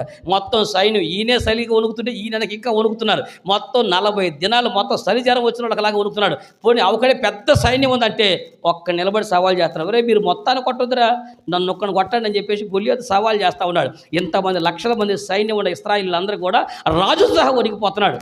మనోడు సెంటి పుట్టాడు, నాకు తెలిసి అనుకుంటూ వచ్చి ఉంటాడు. మనం ఇట్లా అనుకుంటూ వస్తాడు. ఎవరి దావీదు పుట్టినప్పుడు ఎగురుకుంటా ఎవరి జున్ను గడ్డలు అన్నీ తీసుకుని ఎగురుకుంటా అలా అన్నయ్యల దగ్గరకు వచ్చి పాప వాళ్ళ దగ్గరకు వచ్చాడేమో. వాళ్ళ అన్నల దగ్గరకు వచ్చి జున్ను గడ్డలు ఇద్దామని చూస్తూ ఉంటే ఇలాగ మనవాళ్ళు యుద్ధం చేస్తే మనోడు అనుకున్నాడు మన్నయ్యలకు జున్ను గడ్డలు ఇచ్చినట్టు ఉంటుంది, అసలు యుద్ధం ఎట చేస్తారు చూద్దాం అనుకుంటే ఈయన వచ్చాడు. ఎందుకంటే ఈయనకి యుద్ధాలు ఏం శాతకావు. ఈయన తెలిసిందల్లా గొర్రెలు కాయటమే. గొర్రెలు కాపడకుండా ఈయన యుద్ధంలో ఎరగదీస్తున్నారు ఏమనుకుని వచ్చి చూస్తే ఏం చేస్తున్నారు, ఇట్ట కూర్చున్నారు ఏలాలోయలో. ఆ ఏలాలో లాగు సొత్త కూర్చున్నారు. ఈయన వచ్చేసి అనయా అన్నాడు. ఈ మాత్రం దానికంటారా మా నాన్న తెగ అడావుడి పడతాడు అక్కడ. మీరేదో పెద్ద ఎరగదీస్తారు, జున్ను గడ్డలు ఇచ్చినా రొట్టెలు ఇచ్చినా నాన్న చెప్తే నేను వచ్చి నువ్వేంటి ఇట్ట కూర్చున్నావు అంటే, అరే యుద్ధం అంటే ఏంటి అనుకుంటున్నావురా, నేనే కాదు మా రాజుగారిని చూడు అన్నాడు. ఆయన చూసి వీడికంటే వణుకుతున్నాడు వాళ్ళు. అనగానే సరే అంతా మీకు గుర్తుంది కదా. అప్పుడు ఆయన వచ్చి అన్నాడు, అయ్యా సున్నతి లేని ఫిలిస్తీయుడు జీవునటువంటి దేవుని సరే తిరస్కరించక ఎంతటి వాడు నేను కొడతాను అన్నాడు. సౌలు హైట్ చూశారు ఎట్టుంటుందో. ఏమండి సౌలు హైట్ ఎట్టుంటాడు, ఇశ్రాయేల్ అందరూ నిలబడితే వాళ్ళందరూ సౌలు గూడి కాడికి వస్తారంట. అదే కదా వాక్యంలో చెప్పింది. ఇశ్రాయేల్ జనం అంతా నిలబడితే వాళ్ళ మధ్య సౌలు ఒకటి ఇలా నిలబడితే అందరూ కలిసి గూడు దాటలేకపోయారంట. అలాంటి ఎత్తోటోడు. మన దావీదు ఎంత ఉంటాడు, ఆయన చూడాలి వచ్చి నాకు తెలిసి వచ్చిండు అనుకుంటారు. అనయా నేను కొడతానంటే సౌలు ఎడు చూసి ఎవరిని, ఆయన మాకే శాత కాట్లా నువ్వు వచ్చి కొడతావు అంటాడు. అంటే నేను కొడతానన్నాను అన్నాడు. అవునా సరే వెళ్ళు అని చెప్పి ఆయన కొండ కత్తి అని చెప్తాడు. సౌలు కత్తి తీసుకుని దావీదు అన్నావు ఇది మనకు శాత కాదు కదా, ఈ కత్తి నువ్వు పట్టుకో. ఆ కత్తి అంత లేని నేను ఏమనండి, ఆ కత్తి అంతా నేను నన్ను మా శాంసన్ అంటా ఉంటాడు, కారు అంత లేవు నీ కారు ఎందుకు అంటాడు. నేనంటే కారు అంత లేనా, నేను అన్నాను మరి విమానం అంత ఉన్నాడని విమానం నడుపుతున్నాడు డ్రైవరు అని మా శాంసన్ అంత అంటా ఉంటాయి.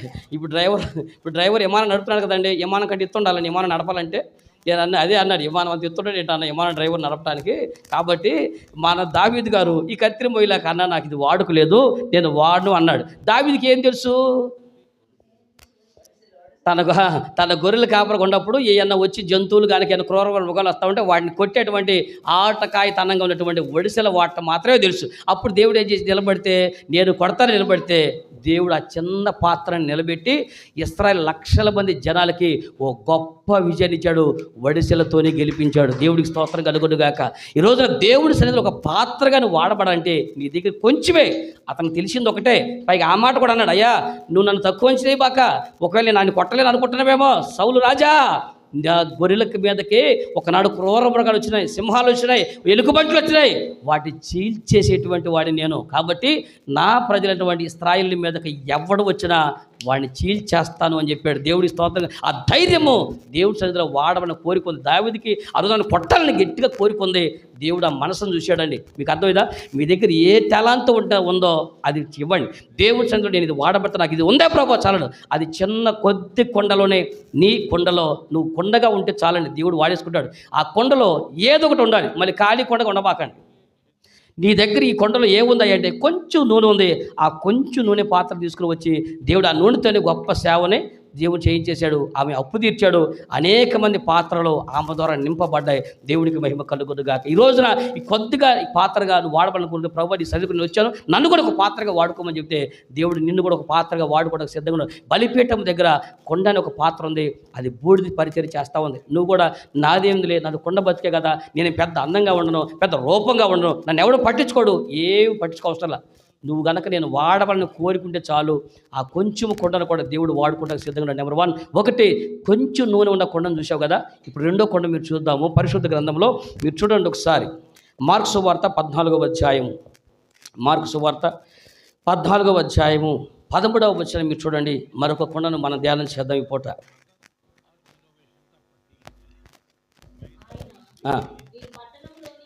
ఆయన మీరు పట్టణంలోకి వెళ్ళుడి,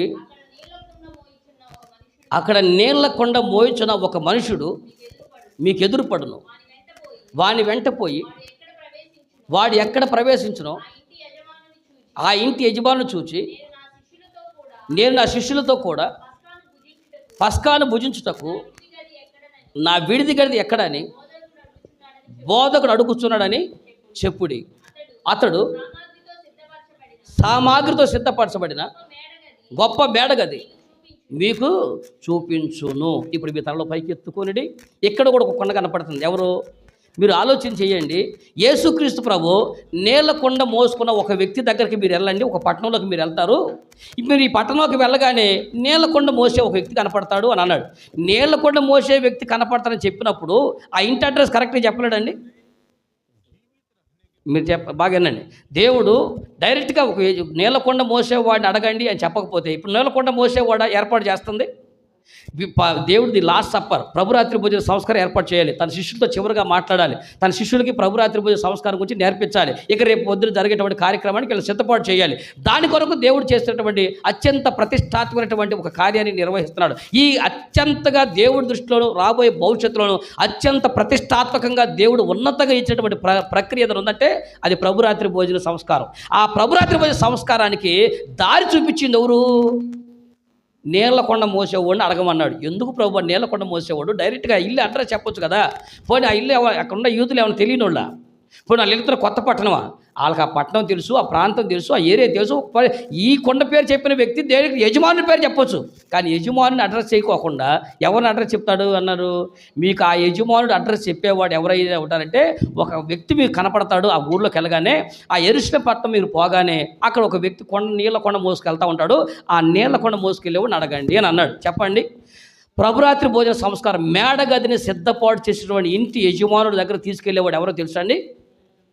నీళ్ళకొండ మోసుకెళ్ళేవాడిని కనుక అడిగితే, చెప్పండి, నీళ్ళకొండ మోసుకెళ్ళేవాడిని అడిగితే వాడు ప్రభురాత్రి భోజన సంస్కారం దగ్గర తీసుకుని పోతాడు. బల్ల ఎద్దుకు తీసుకుని వెళ్తాడు. దేవుని యొక్క శరీరం రొట్టె నువ్వు ఎక్కడ భుజించాలో, దేవుని యొక్క శరీరం రొట్టె నీకు ఎక్కడ దొరికితో ఆ మేడగది అనుభవం ఎక్కడ ఉంటుందో చూపించేవారు ఎవరంటే కొండను మోసుకెళ్ళేవాళ్ళని అడగండి. ఏ కొండనే? కొండల మోసుకెళ్ళే వాళ్ళకే తెలుస్తాయి. అయ్యేమో నీళ్ళ కొండలో, ఇయేమో కొండలో. పాస్టర్ గారు ఒక ఆయన ఉండేవాడు. ఒక ఆయన మన రేపటి నుంచి పాస్టర్ గారు ఒక ఆయన ఉండేవాడు అండి. ఆయన చాలా మంచి మరణాత విశ్వాస సమాజంలో సేవ చేస్తూ ఉంటాడు. అన్న అసలు అన్న నన్ను చూసి అంటాడు, తమ్ముడా అది పొట్ట కాదురా, జీవజల ఓటర్ అని అనేవాడు. అసలు ఎన్ని మాటలు పెట్టాడు దేవుడు అని చెప్పి అమ్మా, అసలు దేవుడు ఆ మాట ఒక సేవకుడు, గొప్ప సేవకుడు, మంచి సేవ చేస్తున్నప్పుడు పరిచయం చేస్తూ ఉంటాడన్న ఆయన అసలు ఆ మాట అన్నాడంటే ఎలా ఆశ్చర్యకుండా చూడండి. ఇక్కడ అలాగే అది కొండలు. పాస్టర్ గారు అందరూ కూడా మీరు కొండలు అనుకుంటున్నారు. ఈ ఒంటి మీద అందంగా ఉన్నట్టుంది మాకు అర్థగల. ఇది ఒక కొండ. ఎందుకంటే ఈ కొండ లేకుండా ఎవరు ఉండలేరు అనుకుంటా. అందులో కొండనే మాట లేకుండా అనుకోకుండా, కూర్చోకుండా, నుంచోకుండా, వెళ్ళకుండా, రాకుండా, పోకుండా, వాన ఆగకుండా, మంచి పోకోకుండా, వీడు ఎంత టైం అయినా కానీ వాక్యం ఆపకుండా, ఇన్ని కొండలన్నీ కూడా పగలకుండా. ఏ కొండ? తోటగా అన్నీ కొండలే కొండలు, ఈ కొండలే కొండలని కూడా ఎన్నో కొండలు ఉన్నాయి అన్నమాట. వదిలేండి. ఆ కొండ అనేటువంటి దాంట్లో నీళ్ళ కొండ ప్రాముఖ్యత. నీళ్లు దేవునికి సూచనగా తెలుసండి. పరిశుద్ధ గ్రంథంలో ఒక మాట మీకు గుర్తు చేస్తాను. ఈ కొండలో ఉన్నటువంటి నీళ్లు పరిశుద్ధ గ్రంథం సామెతల గ్రంథం 18వ అధ్యాయం 4వ వచనం మీరు చూస్తే నీళ్లు దేనికి సూచనగా చెప్పాడు అక్కడ చెప్పండి. 18వ సామెతల గ్రంథం 18వ అధ్యాయం 4వ వచనం. మనుషుని నోటి మాటలు లోతు నీళ్ళ వంటివి. ఇటు చూడండి ఒకసారి. ఎలాంటివంట? మనుషుని నోటి మాటలు లోతు నీళ్ళ వంటివి అన్నాడు. ఇప్పుడు కొండలు మోసుకెళ్ళే వాళ్ళు ఏముండయి? నీళ్ళు ఉండయి. నీళ్ళు దేనికి సూచనగా ఉండయి? మాటలకు సూచనగా ఉండయి. ఏ మాటలు? దేవుని యొక్క సన్నిధికి చేర్చే మాటలు. ఈ కొండ నిండా ఏముంది అంటే ఊరోళ్ళ మాటలు, దేశవాళ్ళ మాటలు కాదు. ఇది ఊరోళ్ళ మాటలు, దేశవాళ్ళ మాటలు చెప్పే కాదు. ఓరగా కూర్చోబెట్టి పనికిరాని మాటలు అన్నీ బోగు చేసి ఆ మాటలు ఈ మాటలు బోగు చేసి వాళ్ళ కొంపలు కూల్చే మాటలు కాదు. ఎంతసేపు నోటుకు వచ్చినట్టు కోతలు కూసి చెడ్డ మాటలు పలికేటువంటి నువ్వు కొండ కాదండి ఈ కొండ. ఈ మనుషుడి యొక్క నోటి మాట. ఈ కొండ ఉన్నాడే, ఈ కొండ మోసుకెళ్ళి ఆయన అతను అడిగితే చెప్తాడు. అతని కొండలో నీళ్ళు ఉన్నాయి, నీళ్ళను మోసుకెళ్ళే వాడిని అడగండి. అనగా ఆ నీళ్లు మాటలైతే దేవుని మాటలతో నింపబడిన వాడిని కనుక నువ్వు అడిగితే సరైన మార్గం చూపిస్తాడు. దేవుడి స్తోత్రం కలుగును గాక. అంతేగాని ఏ కొండ పడితే ఆ కొండ మోసుకెళ్ళేవాడిని అడగకూడదు. నీళ్ళ కొండ మోసుకెళ్ళేవాడు. ఆ నీళ్ళు కూడా ఎలాంటిది? మంచి మాటలు కలిగినటువంటి వాళ్ళు. నీళ్లు లోతైనటువంటి నీళ్ళు, అనగా లోతైనటువంటి మాటలు వాక్యం నుంచి పై మాటలు చెప్పడం తేలికనే ఉంటుంది. ఇప్పుడు బైబిల్ గ్రంథం ఉందనుకోండి, అక్షరాలు చదివేవాడు ఎవడైనా ఈ మాత్రం మాకు తెలియదంటే ఆది అందు దేవుడు భూమి ఆకాశం సృజించను, భూమి నిరాకారంగాను శూన్యంగాను గుండ్రంగాను అంతేనా, భూమి ఇలా బైబిల్ అక్షరాలు తేలిగ్గానే ఉంది. ఒక మాట చెప్తాను, ఆది అందు దేవుడు భూమి ఆకాశం సృజించును అనే వాక్యం ఉంది కదండి, అవునా? ఇప్పుడు ఆది ఏంటంటే అర్థం ఏంటి? ఇప్పుడు మనం ఎవరిని అడిగామనుకోండి, బైబిల్ చదివే కదా, ఏముంది దీంట్లో? ఆది కాండంలో ఎవరు రాశాడు? ఆది అందు దేవుడు భూమి ఆకాశం సృజించును అంటే మొదట దేవుడు భూమి ఆకాశం సృజించాడంట. ఇది పెద్ద వాక్యం ఉంది అనేస్తాడు. అదే మాట లోతు విషయం చెప్పమంటారా?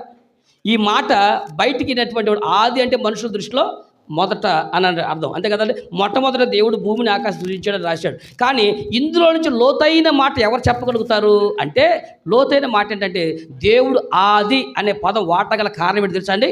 యేసుక్రీస్తు ప్రభువారు ప్రకటన గ్రంథంలో ఒక మాట చెప్పాడు, నేనే ఆదియు అంతమునై ఉన్నాను అన్నాడు. చెప్పండి, యేసు ప్రభు ఎవరంట? ఆదియు అంతమునై ఉన్నాడు. అంటే ఆది అంటే ఎవరు? యేసు ప్రభువారు, అంతే కదా. యేసు ప్రభు నేనే ఆది అంతం అన్నాడు. అంటే ఆది ఈజ్ ఈక్వల్ టు యేసు అన్నాడు కదా. ఇప్పుడు ఆది అనే పేరు ఇక్కడ రాసింది కదా, అక్కడ యేసు అని పేరు పెట్టండి, ఏమొచ్చింది చదవండి చెప్పండి. ఆది అనే పేరు కాడ యేసు అని పేరు పెట్టండి. ఎందుకంటే ఆది అంటే యేసు ప్రభు స్టేట్మెంట్ ఇచ్చాడు, నేనే ఆది అంతం అన్నాడు. అనగా ఆది అనగా యేసు. యేసు అని ఆది అనే ప్లేస్లో యేసును ప్రతిక్షేపించి ఇప్పుడు వాక్యం చదవండి, ఏం రాసిందో? యేసునందు దేవుడు భూమి ఆకాశం సృజించాడు. దేవుడి స్తోత్రం కలుగునుగా. ఆ విషయం చెప్పాలనుకున్నాడు. యేసు అనే నామధేయం పరిశుద్ధ గ్రంథం మొదలు పెట్టినప్పుడే చెప్పాడు, మధ్యలో వచ్చింది కాదు. యేసుతోనే పరిశుద్ధ గ్రంథాన్ని రాయటం మొదలుపెట్టాడు. యేసుక్రీస్తు ప్రభుత్వనే పరిశుద్ధ గ్రంథం అంతమవుతుంది. అర్థమైందా? ఆది అంతమైనటువంటి దేవుడు. ఇక్కడ మొదట చెప్పాల ఉద్దేశం కాదు, ఆది అని ఒక ఆయన ఉన్నాడు, ఆయన యందు దేవుడు భూమి ఆకాశాలు సృష్టించాడు. ఈ విషయం జనాలకు తెలియాలి. అర్థమైందా? ఆది అంటే మొదటే, కానీ ఆ మొదటి వ్యక్తి పేరేంటి? యేసు. యేసునందు దేవుడు భూమి ఆకాశాలు తయారు చేశాడు అనమాట. అనగా ఈ సమస్త భూమి ఆకాశాలు యేసు ద్వారానే ఉనికిలోకి వచ్చినాయి. యేసునందే ఇవన్నీ సృజించబడ్డాయి. యేసు వల్లనే సృజించబడ్డాయి. యేసు కోసమే సృజించబడ్డాయి. ఇంకో విషయం కూడా చెబుతా వినండి. దేవుడు సర్వాంతర్యామి అంటారు కదండి. దేవుడు సర్వం వ్యాపించిన వాడు కాదండి. దేవుడు సర్వం వ్యాపించిన వాడు కాదు, సర్వము దేవుళ్ళలోనే వ్యాపించి ఉన్నాయి. అర్థమైతే సపట్లు కొట్టండి. దేవుడి స్తోత్రం. సర్వము దేవుళ్ళే వ్యాపించి ఉన్నాయి. దేవుడు వ్యాపించడం కాదు, దేవుడిలోనే ఇవన్నీ వ్యాపించి ఉన్నాయి. ఆది అనే యేసునందు దేవుడు భూమి ఆకాశాలు చేశాడు. అర్థమైందా? నీళ్లు వేరు, లోతైన నీళ్లు వేరు. మాటలు వేరు, లోతైన మాటలు వేరు. దేవుని నిన్ను కూర్చున్నటువంటి లోతైన అనుభవం కనుక తెరిపోతే నీ విశ్వాస వాడ ఒడ్డున నడవకూడదండి, లోతులో నడవాలి. లోతైన అనుభవాలు గుండా వెళ్ళాలి. ఆ లోతైన అనుభవాలు గుండా ఆధ్యాత్మిక జీవితంలో లోతైన ప్రార్థన జీవితం, లోతైనటువంటి వాక్యపు జీవితం, లోతైనటువంటి ఆత్మీయతలో కనుక నువ్వు నడవగలిగితే ఎప్పటికీ లోకంలో నువ్వు మునిగిపోకుండా వెళ్తావు. దేవుడి స్తోత్రం కలుగును గాక. లోతు తగ్గిపోయిందంటే ఓడల బద్దలైపోతాయి. కాబట్టి నువ్వు వాక్యమును నేర్పేటువంటి కొండను చూసండి, నువ్వు కనుక లోతైనటువంటి వాక్యంతో నింపబడాలి. లోతైన వాక్య కలిగిన వ్యక్తులను అడగాలి. లోతైన వాక్య కలిగిన వ్యక్తులతో సహవాసం చేయాలి. ఏ మాట 4 మాటలు చదువుకుని 4 మాటలు చెప్పేటప్పుడు వారితో నువ్వు సహవాసం చేయటం వల్ల ప్రయోజనం ఉండదండి. ఆ కొద్దిగా ఉన్నటువంటి ఇందాక చెప్పాను, ఒకవేళ నాకు ఎంతమంది నాకు కొద్దిగా తెలుసు అంటే దేవుడి యొద్దకు వస్తే నిన్ను నింపి పంపిస్తాడు. ఇప్పుడు ఆ రోజు నా దగ్గర కొద్దిగా తైలం ఉందని చెప్పింది, ఈ కొద్దిగా తైలంతో నువ్వు వెళ్ళిపో అని అన్నాడా? ఆ కొద్దిని చేశాడు దేవుడు, సమృద్ధిని చేశాడు, అధికంగా పొర్లేనట్టు చేశాడు. అలాగనే ఈరోజు నీళ్ళలో అట్లా కొండ ఒకటి ఉంది. ఆ నీళ్ళ కొండ దగ్గరికి వెళ్ళి మీరు అడిగేది ఎవరిని బట్టి వాళ్ళని అడగండి. సమృద్ధి అయినటువంటి లోతైన వాక్యపు మాటలు ఎవరి దగ్గర అయితే ఉంటాయో ఆ వ్యక్తిని అడగండి. ఆ వ్యక్తిని యజమాని దగ్గర తీసుకెళ్తాడు, మేడగదిని సిద్ధపరుస్తాడు అని చెప్పాడు. దేవుడికి మహిమ కలుగును గాక. మొదట మీరు చేయవలసినటువంటిది, దేవుడి గురించి మీరు అడగాల్సింది ఎవరినంటే లోతైనటువంటి మాటలు కలిగినటువంటి వాడిని అడగాలి. నీ కొండలో లోతైన మాటలు ఉన్నాయండి? ఇతరులకు మార్గాలు చూపించేటువంటి కొండగా నువ్వు బతుకుతున్నావా? ఈ కొండ మోసేవాడు ఉన్నాడే. యేసుక్రీస్తు ప్రభు ఎక్కడ భోజన సంస్కారం నిర్వహించాలో, యేసు ప్రభు బల్ల ఎక్కడ సిద్ధపరచాలో ఆ బల్లను సిద్ధపరచక మార్గం చూపించింది కొండను మోసుకెళ్ళే వ్యక్తి. నీళ్ళ కొండను మోసుకెళ్తున్నాడు. ఒకటి నీళ్ళంటే ఏం చెప్పాను ఇందాక, ఒకటి లోతైన మాటలను చెప్పాను. రెండోది మీరు అక్కడే ఉంటుంది, చదవండి. సామెతల గ్రంథం 20వ అధ్యాయం 5వ వచనంలో ఏం రాసి చెప్పండి. నరుని హృదయంలోని ఆలోచన లోతు. ఇప్పుడు మీ తలలో పైకి ఎత్తుకుని ఇప్పుడు చెప్పండి. ఈ నీళ్ళ కొండ మోసుకెళ్తున్నాడే, ఈ కొండలు ఏమున్నాయండి? నీళ్ళు ఉన్నాయి కదా. ఆ నీళ్ళు ఎలాంటి నీళ్ళు అంటాయి?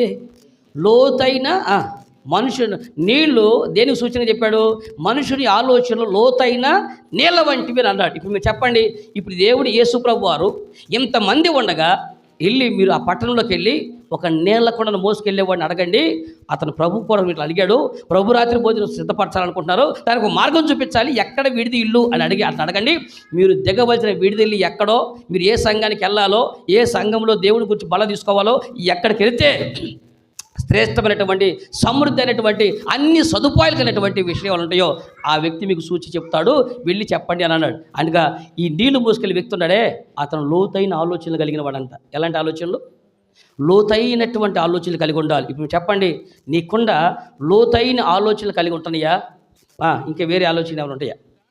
దిక్కుమాల ఆలోచన చేసేటువంటి వాళ్ళు ఉంటారు కొంతమంది. ఏమండి, తెల్లవాళ్ళైతే పడుకున్న కానీ కొంపల గురించి ఆలోచన చేస్తూ ఉంటారు కదా. ఆయన ముంచుదామా, ఈడు ముంచుదామా, ఇక మైండ్ పడుకున్న కానీ బుర్ర గిలగిలగిలగిల మజ్జిగ చిలకొట్టినట్టు చిలకొడతా ఉంటారు పాపిష్ట ఆలోచనలతో. ఏమంటే మజ్జిగ చిలకొడతాను చూసారా, పెరుగునేసి మా గుర్తుందా, చేస్తారా చిలకొట్టారు ఎప్పుడన్నా? మజ్జిగ చిలకొట్టలేదా?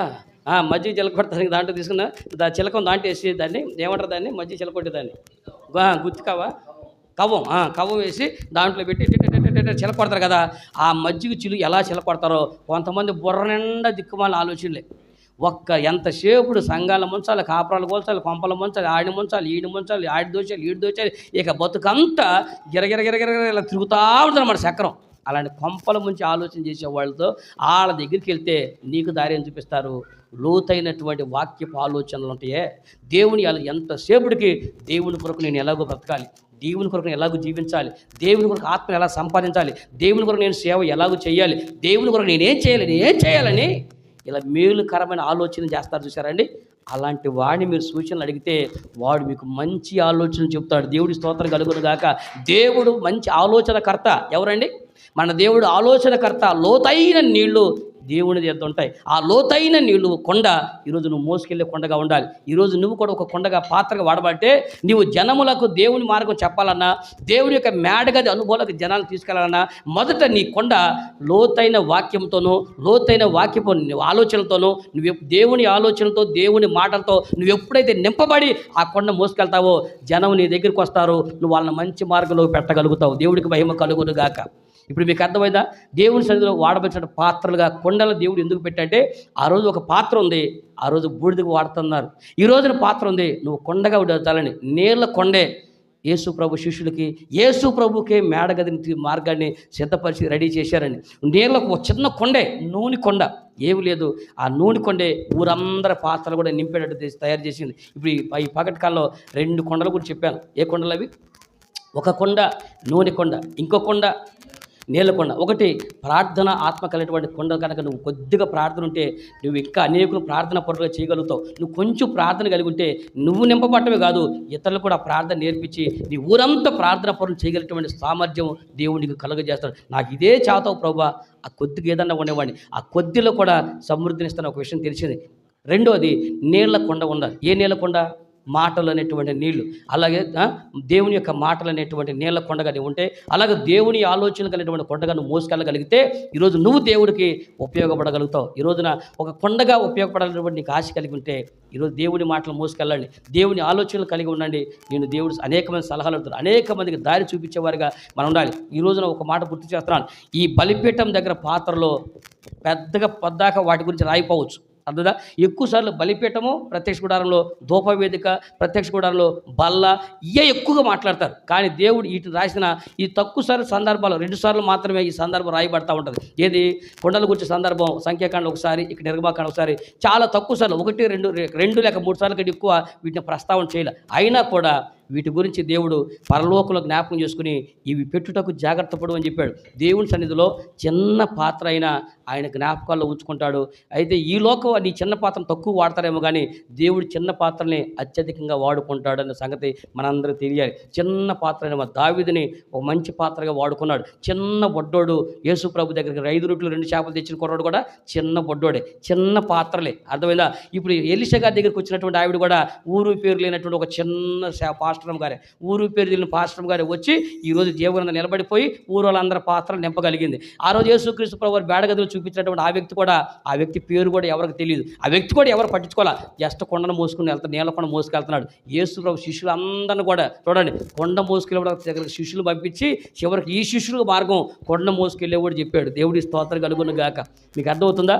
శిష్యులైనటువంటి అంత పెద్ద వాళ్ళకు కూడా, అపోస్తులకు కూడా మేడగది దారి చూపించింది నీళ్ళ కొండ మోసుకెళ్ళేవాడే. అదేనా ఈ చిన్న పాత్రని పెద్ద వాళ్ళకి దారి చూపించడానికి వచ్చాడు. పెద్ద సౌలుకి చిన్న దావీదు దారి చూపించా ఉన్నాడు. అర్థమవుతుంది కాబట్టి మీకు ఈ రోజున వేల మంది పెద్ద వాళ్ళు ప్రార్థనకు వచ్చారు, కానీ చిన్న పొడ్డోడు వాళ్ళ ఆకలి తీర్చాడు. కాబట్టి కొండ అనేటువంటి విలువలైనటువంటి జీవితం అయ్యి ఉండొచ్చేమో, కానీ ఈ రోజున కొద్దిగా ఉన్నటువంటి ఆ కొండగా మీరు ఒకటే, నేను వాడబడాలి ప్రభువా అనే మనసు మీకుంటే దేవుడు వాడుకుంటాడు. నాకేం పని లేదు అనుకుంటే నువ్వు ఎప్పటికి పనికి రాకుండానే పోతావు. అర్థమైందా? దాన్ని కూడా సూచన చెప్పనా? పాత్రలు ఇంకేమైనా ఉన్నాయంటే అయిపోయినాయి అంది. గుర్తుందా మీకు? ఎలీషా దగ్గర అమ్మ ఇంకేమైనా పాత్రలు అంటే అవి అయిపోయినాయి అనగానే నూనె రావటం అయిపోయింది. మీకు అర్థమైంది? ఇప్పుడు అయిపోయినాయి నువ్వు అన్నావు, ఏమైపోయింది? ఇక అయిపోయింది. ఏలియా కూడా ఇక చాలు, ఇంతవరకు చాలు, నేను చచ్చిపోతాను అన్నాడు, చంపే అన్నాడు. అప్పుడు దాకా వాడుకున్నటువంటి దేవుడు ఏలియాని అయిపోయింది, ఇక నేను చేయలేను, నేను చచ్చిపోతున్నావా, సరే ఇట్రా, నీకులాగా సేవ చేసి మరొక నేను చూసుకున్నాను, వీళ్ళు ఎలీషాని పంపించానన్నాడు. నా వల్ల కాదు అంటే నువ్వు ఆగిపోమంటాడు. నేను చేయలేను అంటే నీకు చేత కదా, నువ్వు ఆగిపో, తర్వాత చేపిస్తానంటాడు. కాబట్టి నా వల్ల కాదు, నేను చేయలేను అని నువ్వు ఆగిపోతే నేను ఎందుకు పనికి రాకుండా చేసేస్తాడు. నేను ఎంత పనికిరానోనైనా నేను వాడుకో ప్రభు, నేను ఉన్నానంటే పనికిరాని పాత్రను కూడా ఉపయోగకరంగా మార్చే దేవుడి స్తోత్రం కలుగును కాదు. అలాంటి గొప్ప పాత్రలుగా ఈరోజు మనం చేయాలని ఆశకల ప్రాణాన్ని తృప్తిపరిచే దేవుడు నేను ఉన్నాను ప్రభు అని మీరు అనండి. చిన్న పాత్ర అయినటువంటి సమయంలో వాడుకున్నాడు, చిన్న పాత్ర దావీదును వాడుకున్నాడు, చిన్న పాత్ర అయినటువంటి కొండ మోసేవుని వాడుకున్నాడు, చిన్న పాత్రను అప్పులు పాలైన పాస్టర్ గారిని కూడా దేవుడు ఈ రోజున జీవనంలో వాడుకుని అనేక మంది పాత్రలు నూనెతో నింపగలిగాడు. కాబట్టి ఈ రోజున ఈ చిన్న బలిపీఠం పెద్దది, ఆ పెద్ద బలిపీఠం దగ్గర చిన్ని పాత్ర కొండగల వాడుకున్న దేవుడు ఈరోజు మనల్ని కూడా వాడుకుంటాడు. కాబట్టి ఈ కుండల పాత్ర ఏ విధంగా దేవుని సన్నిధిలో కొన్ని పాత్రలుగా వాడబడ్డాయో అలాగే వాడబడ్డ నేర్చుకుందాం. మనం కూడా వీటిలో ఏదో ఒక పాత్రగా మనం ఎలాగ ఎదగాలో నేర్చుకుందాం. చిన్న పాత్ర వాడుకున్న దేవుడు నిన్ను నన్ను కూడా మనం చిన్న పాత్రలమే లోకం దృష్టిలో పెద్దగా మనం విలువ లేని వాళ్ళం. మనుషులు ఎవరు మనం పట్టించుకోరు, ఊర్లు పట్టించుకోరు, జనాలు పట్టించుకోరు, మనుషులు ఎవరు మనం పట్టించుకోరు, కానీ దేవుడే మనం పట్టించుకుని ఈ చిన్న పాత్రలుగా దేవుడు వాడుకుంటున్నాడు. అలాగే నువ్వు కూడా నేను ఉన్నాను ప్రభు, నువ్వు ఉంటే నిన్ను కూడా వాడుకుంటాడు. అనేక మందికి నీ ద్వారానే మాటలు, వాక్యాన్ని, లోతైన విషయాలు నేర్పిస్తాడు. అలాగున మనందరి చేత దేవుడు తన పాత్రగా వాడుకొని అనేక మందికి దారి చూపించే వాళ్ళుగా వాడుకోవాలని మనసారా కోరుకున్నాను. దేవుడి మాటలు దీవించునుగాక.